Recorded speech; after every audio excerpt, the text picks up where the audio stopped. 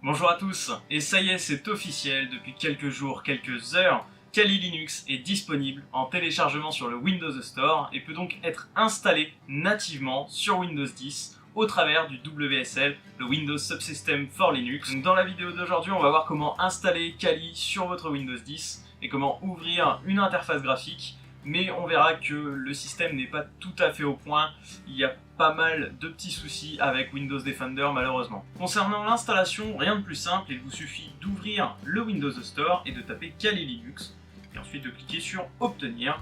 Ici, nous ne voulons pas nous connecter, donc j'attends quelques secondes que le téléchargement de Kali ait lieu et je vais pouvoir l'utiliser. Une fois l'installation terminée, j'ai un bouton qui me permet d'ouvrir Kali Linux. Malheureusement, par défaut, le WSL n'est pas installé, le sous-système Windows pour Linux n'est pas actif, c'est donc à vous de l'installer. Pour cela, il faut aller dans les paramètres du PC, dans le menu Applications, et ensuite cliquer sur Programmes et fonctionnalités pour activer une fonctionnalité Windows. Et ici, je vais rechercher le sous-système Windows pour Linux. Donc juste ici, j'ai juste à le cocher, j'appuie sur OK. Ici donc, le WSL va être installé, un redémarrage de votre ordinateur est obligatoire et ensuite nous pourrons exécuter Kali Linux directement sur notre Windows 10.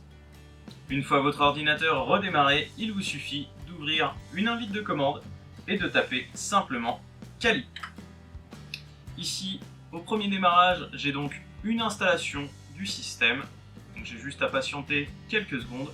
Et ensuite, je vais devoir fournir un nom d'utilisateur mot de passe. Donc, par défaut, nous allons mettre l'utilisateur root ainsi que notre mot de passe de super utilisateur. Ici donc, j'ai spécifié mon nom d'utilisateur mot de passe, donc root.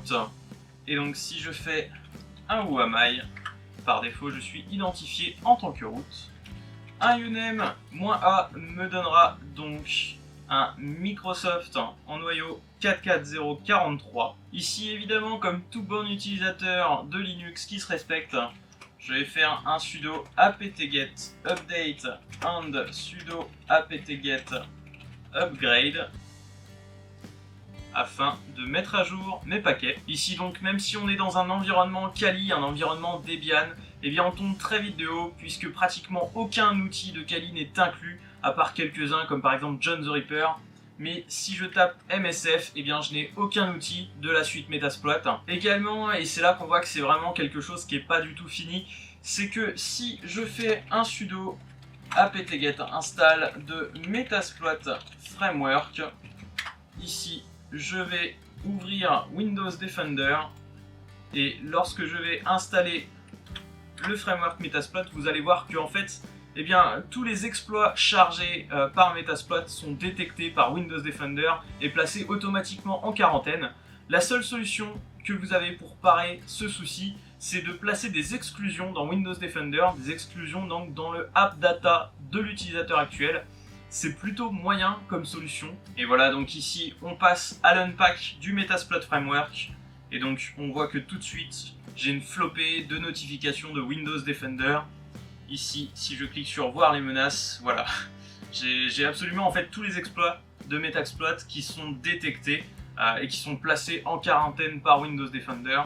Donc j'ai pas d'autre solution que de désactiver mon antivirus pour avoir Kali sur mon PC avec le framework Metasploit au complet.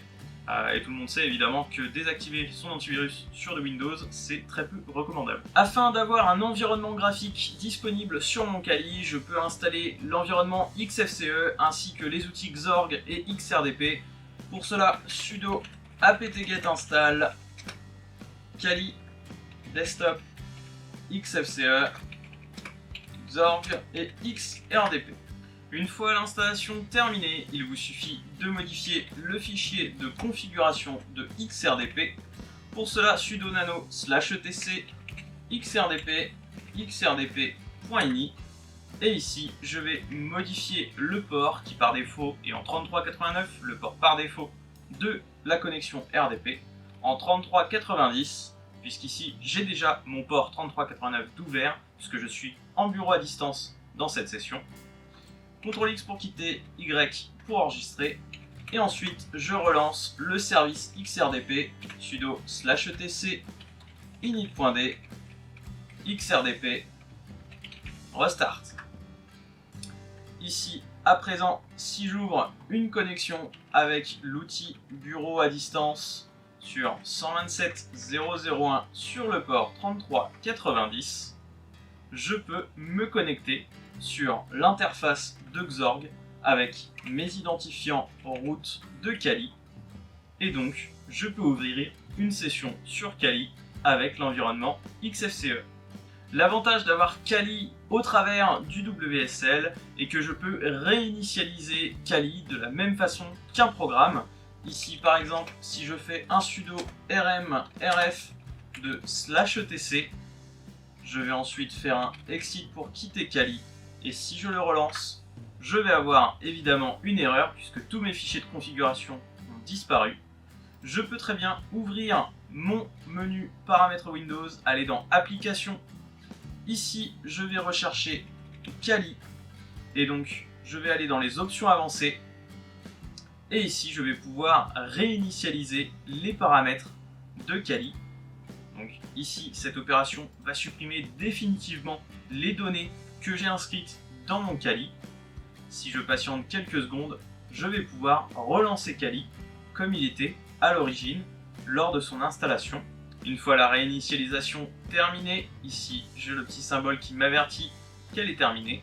Je peux de nouveau relancer Kali, et ici je repars sur le même process qu'au départ. Donc Kali se réinstalle, il remet à jour ses fichiers de départ et je suis reparti sur une nouvelle installation.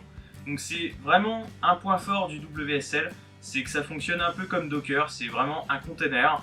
Dès que j'en ai plus besoin, je peux le supprimer et revenir sur le container initial. C'est vraiment très modulable de ce côté-là et c'est un très bon point pour Microsoft. Voilà, donc c'est tout pour aujourd'hui. C'était simplement une petite actualité que je voulais partager avec vous. C'est sorti vraiment tout récemment, je crois que c'était mercredi que c'est devenu disponible donc sur le store de Microsoft. Comme je vous l'ai dit, c'est pas tout à fait au point, il y a encore beaucoup de choses à améliorer, mais c'est quand même un bon début. Moi personnellement, je m'attendais pas du tout à retrouver un environnement Linux sur du Windows nativement, donc ça c'est plutôt un bon point. On verra bien ce que nous réservent les prochaines versions. En attendant, je croise les doigts. Je vous dis à très vite pour de nouvelles vidéos. Si vous avez aimé celle-ci, n'hésitez pas à mettre un petit pouce en l'air, à vous abonner à la chaîne si ce n'est pas déjà fait. Je vous dis à très vite, donc à samedi prochain, 14 h, et d'ici là, portez-vous bien.